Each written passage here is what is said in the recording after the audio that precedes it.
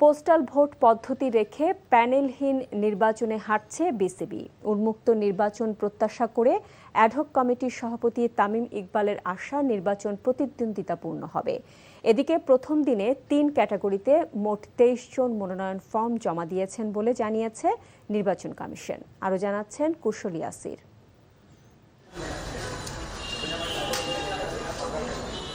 নির্বাচনকে কেন্দ্র করে দিনভর প্রার্থীদের পদচারণায় মুখর বিসিবি।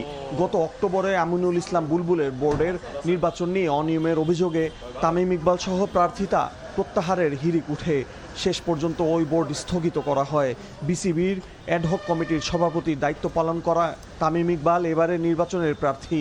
তার দাবি, নির্বাচনে কোনো অনিয়মকে প্রশ্রয় দেয়া হবে না।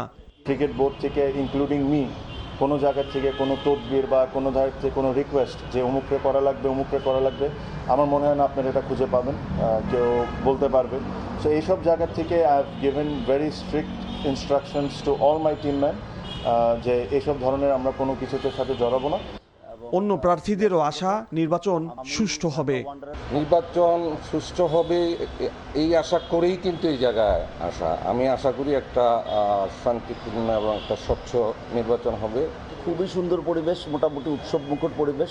আমরা যতটা ভেবেছি তার চেয়ে অনেক বেশি প্রতিদ্বন্দ্বিতাপূর্ণ এবং ভালো ভালো লোকজন এসছেন সবাই। মনোনয়ন ফরম জমা দেওয়ার প্রথম দিনে ক্যাটাগরি ১ থেকে ৮ জন জমা দিয়েছেন। ক্যাটাগরি 2-এ জমা হয়েছে 14টি, অন্যদিকে ক্যাটাগরি 3-এ জমা হয়েছে 1টি।